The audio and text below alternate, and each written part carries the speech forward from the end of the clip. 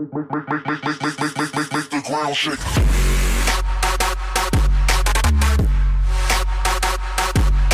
What's up, guys? It's your boy Cameron bringing you a Flash Season 1 review. Let's get started here. We are using the CUDA with the Reverse Flash Emblem paint job. We are also using Fastmax suppressors hardwired. We are also using Scavenger, Engineer, Ghost, 2 lethal trophy systems, and Perk 2 Greed. We're using the Specialist Overdrive so we can run fast just like the Flash. And we're using the suit the Gladiator. We're using the Score Streaks UAV, Counter UAV, and Hater, because I feel like the Flash is a non-lethal character, so I didn't want to put on anything that would define his character. Although some characters, Batman versus Superman, use lethal tactics, so we'll be going over that later when we talk about the DC Cinematic Universe. Anyways, let's start off by comparing and contrasting all the characters, and we'll start with Barry Allen, aka The Flash. He was great. He is the defining character of this series, and Grant Gustin wasn't afraid to flex his acting muscles and the wide range of emotions that he displayed during The Flash. He could go from a very funny, quirky dude to a very sad, sobby loner in a corner on the span of 10 seconds. This was due to his supporting cast, but also just his acting chops were overall great in general. Some of the things that contributed to it from the storyline perspective were his dad, which would generally make him happy and sad, both Joe and his real dad, and the seriousness that he took under rolling the Flash when the Reverse Flash popped up, and his more funny moments during some of the lesser episodes, you could say, during the Villain of the Week stage of the Flash, which was more comedic than anything, but still great in my books. Another character I would like to talk about is Cisco. Cisco Ramon. He is the man. And when I say the man, he is the man. Cisco Ramon did a perfect job portraying Barry's best friend and what he should and have done. He convinced me so well that he was a scientist at a particle accelerator plant, something that doesn't even exist. Cisco was a smart but hilarious comedic relief, often referencing many other DC properties. I'm pretty sure they referenced the Green Arrow once or twice, and wearing a wide array of different types of shirts, which always got me for some reason, because I felt like Cisco would be a nerd in real life. Don't take that the wrong way, because I feel like nerds are these fun-loving, but not comic book related, but just in general pop culture related people. Anyway, Caitlyn was amazing too. Just her portrayal with the Ronnie set up one of the best, and I know it hasn't happened yet, kinda Season 2 Killer Frost, but you guys know where I'm going with this if you're watching, because Flash Season 2 is already on in 2016.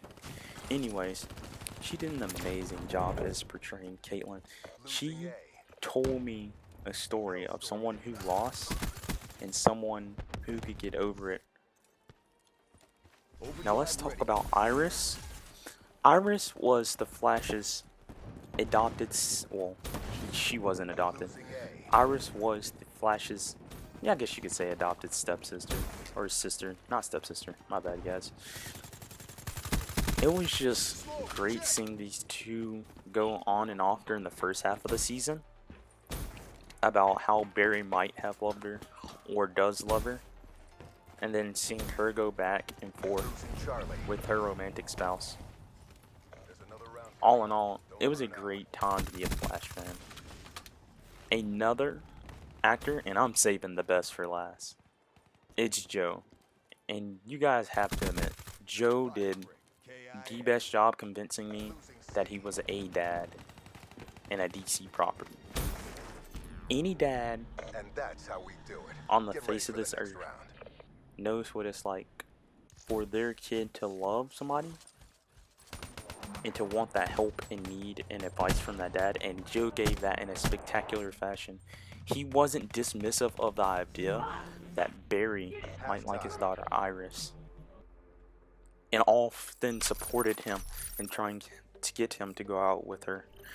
And I mean, I found that angle great, and instead of him just being angry and, hey, you can't date my daughter because, you know, I'm her dad angle, which a lot of shows and TV shows take nowadays, where the guy tries to get with his daughter, and I'm pretty sure it's like that in real life, but it's not as angry, and I understand where a lot of TV shows are coming from, but it just doesn't work. But the way they portrayed Joe and his acting was even better. Saving the best for last, and you have to admit, he was the best. Harrison Wells. And he gave one heck of a performance. I mean, did anybody see that twist? Really, honestly, did anybody see the twist of him being the Reverse Flash? I know so many people called it and uncalled it.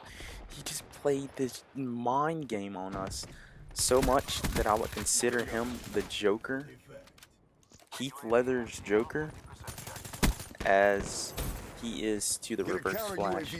I wouldn't want another person for this role. So if they're planning on doing that in the DC Cinematic Universe, hopefully they get him.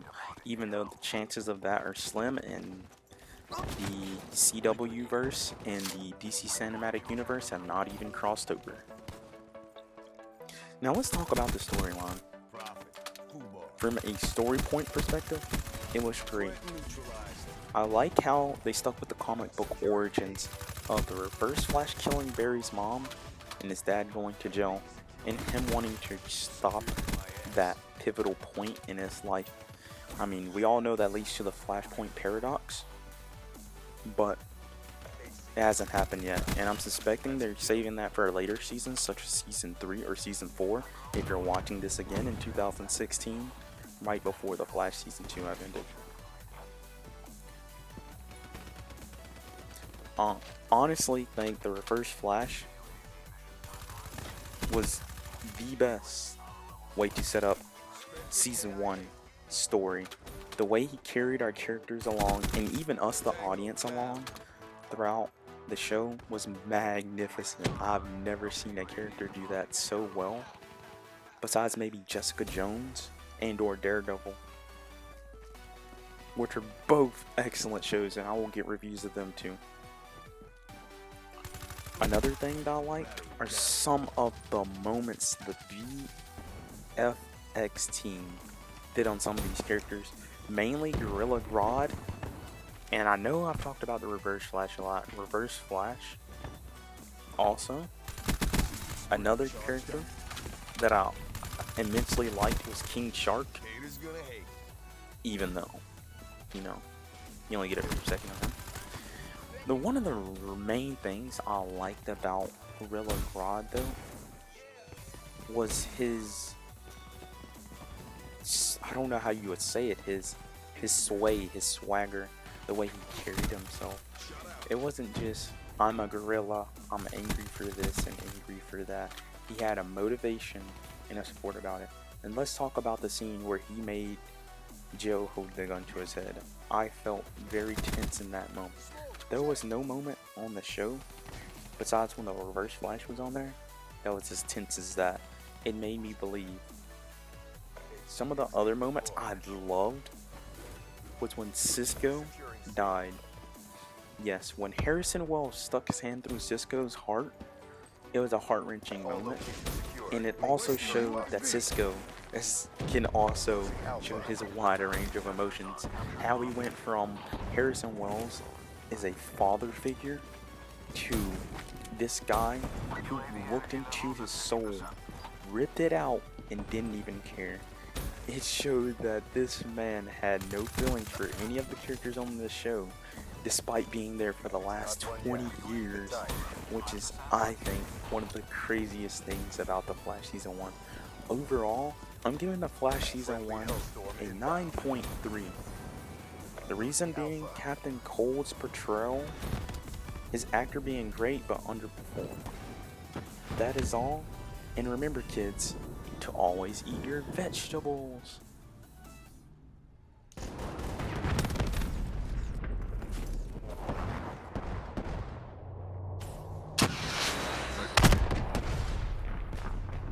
Spectre kill.